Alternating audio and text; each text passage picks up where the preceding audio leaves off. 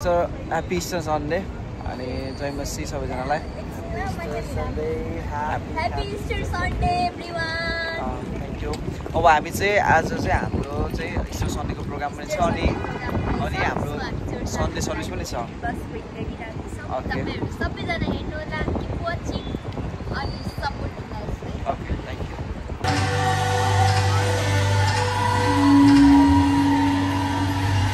जय मसीह मण्डली परिवार यहाँ सम्पूर्णलाई प्रभु येशू ख्रीष्टको नाममा जय मसीह साथै हाम्रो प्रभु येशू ख्रीष्टले आजको राख्नु भएको नामले यसका लागि यति अर्कालाई नयाँ बनाउन ह्यापी इस्टर भन्दै हाम्रो साथीहरुलाई पनि ख्रीष्टको पुनरुत्थानको शुभकामनाहरू आदान प्रदान गर्नेछौँ.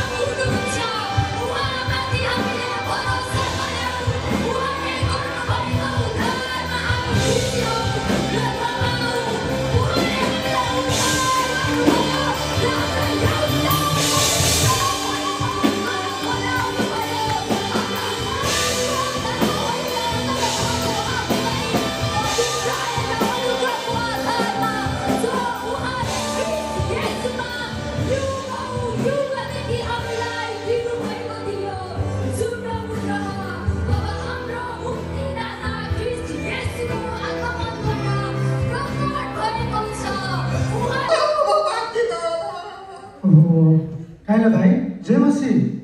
कहाँ हेरेको भयो यस्तो राता लिएर अनि के भयो आँखा भने निले छ त भाइ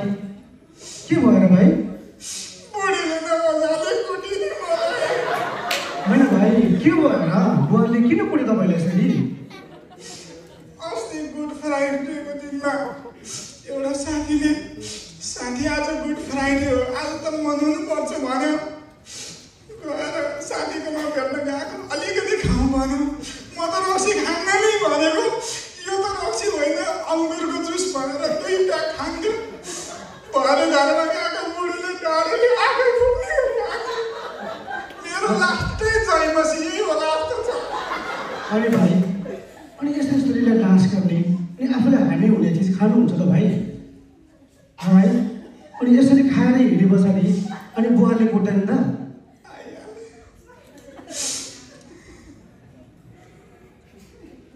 के गर्नु त खानी लागेपछि यस्तै हो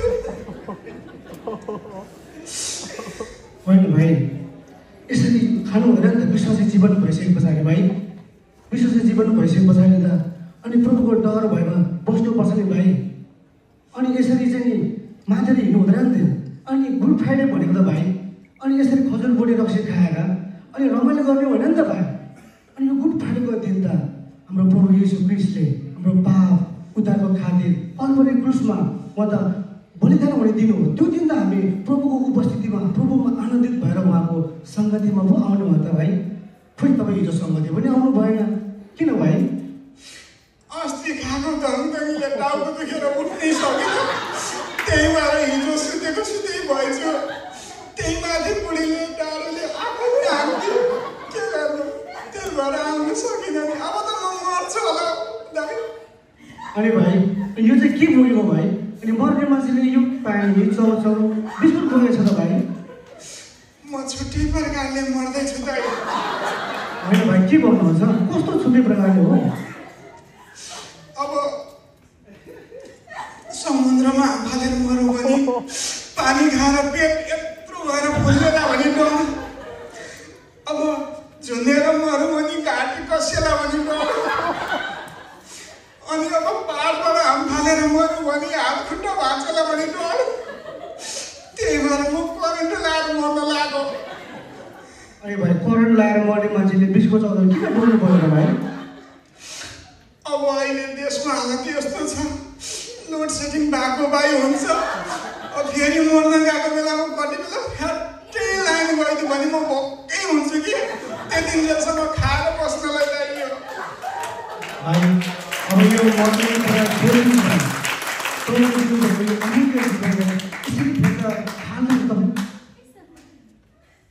भाइ यसरी व्यक्तिको जीवन फाल्दै हुनुहुन्छ प्रभु येशू आज तपाईँ र मेरो निम्ति यसरी हाम्रो निम्ति बलिदान हुनुभएको छ उहाँ पूर्ण उद्धार हुनुभएको छ भाइ आज तपाईँको जीवनमा यो ठुलो परीक्षा आएको किन थाहा छ आज तपाईँ प्रभुदेखि टाढा भएको कारणले गर्दाखेरि तपाईँ घरेलु सङ्गति पनि देखिँदैन म सानो झुन्ड पनि तपाईँलाई देख्दिनँ म साप्ताहिक सङ्गति पनि तपाईँ आउनुहुन्न भाइ यो ठुलो शैतानको परीक्षामा तपाईँलाई पार्दै हुनुहुन्छ भाइ तपाईँलाई थाहा छ आजको दिन के हो आजको दिन हाम्रो पाप उद्धार कर्ता प्रभु येशू ख्रीष्ट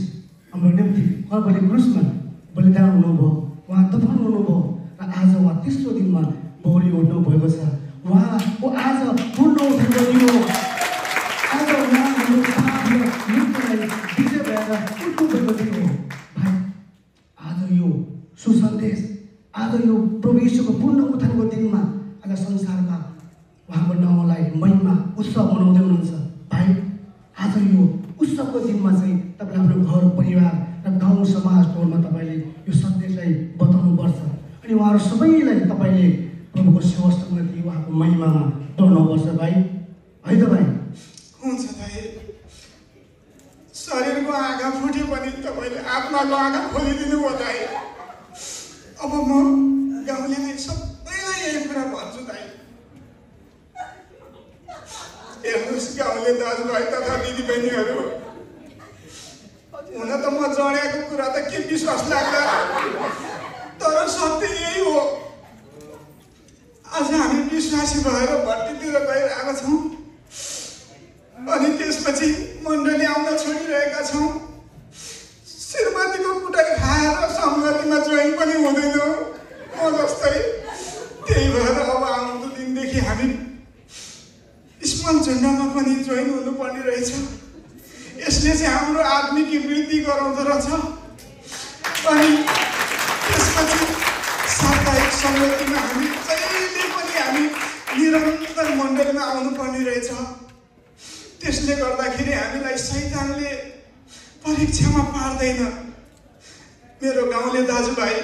सबैजनालाई म यही विनम्र अनुरोध गर्दछु अनि भोलिदेखि मलाई पनि मेरो साथीहरू पछाडि पछि हुनु भएको छ तपाईँहरूले खोया पनि खानु नबोलाउनु होला भाइ आज हाम्रो मण्डलीमा प्रभुको उत्थानको दिनमा कार्यक्रम उत्सव राख्नु भएको छ भाइ र छिटो हिँडिहाल बाटो हेर्दा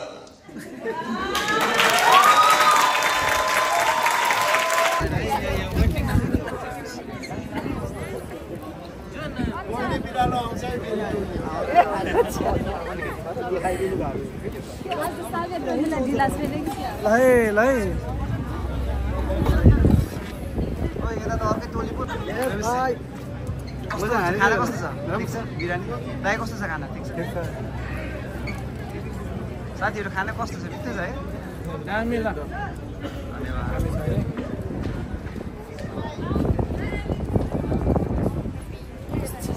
कस्तो छ खाना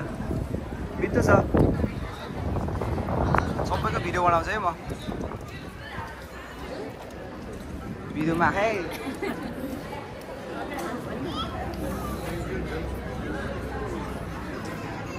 बस्नु यता त अर्कै टोली रहेछ Easter Sunday celebration and fellowship जय मसीह यता हो ल ड्रोन है ड्रोन यो अर्कै टाइपको ड्रोन हो कि सल्यादी सल्यादी Happy Easter.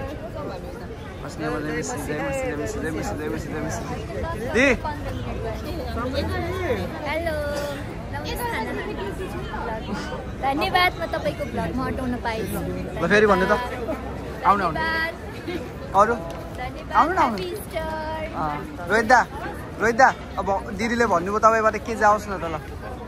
खानै दिने अडियन्सलाई खानै दिने आज प्रभु बौरी उठ्नु भएको दिन ओके हरेक पाप र मृत्युलाई जितिकन उठ्नु भएको दिन हरेक मानव जाति र सारा सृष्टिले उद्धार पाएको दिन त्यही खुसियालीमा सङ्गतिको साथ खाना पनि खाँदैछौँ यहाँ सबैजनालाई happy Easter Sunday thank you हाम्रो साथीहरू छ के भन्नुपर्ने के भन्नुहुन्छ र दिदी दिदी ठाउँमा फोकस करो फोकस करो फोकस करो फोकस करो अबे मलाई न हो फोकस गर्ने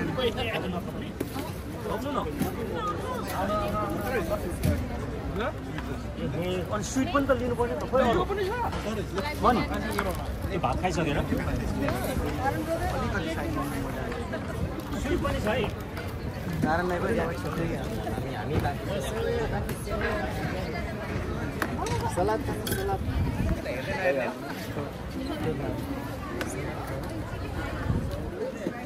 कस्तो छ खाना मिठो छ खाना आयो happy Easter day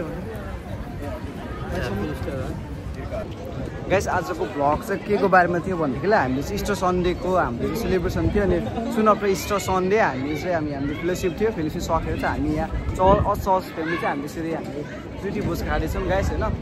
so once second glad to see you once second all the Saturday and Sunday फेलोसिपको सबै मानिसहरू छ हामी यहाँ सो खुसी लागेको छ हुन्छ हामी वास्ता गरिन्छ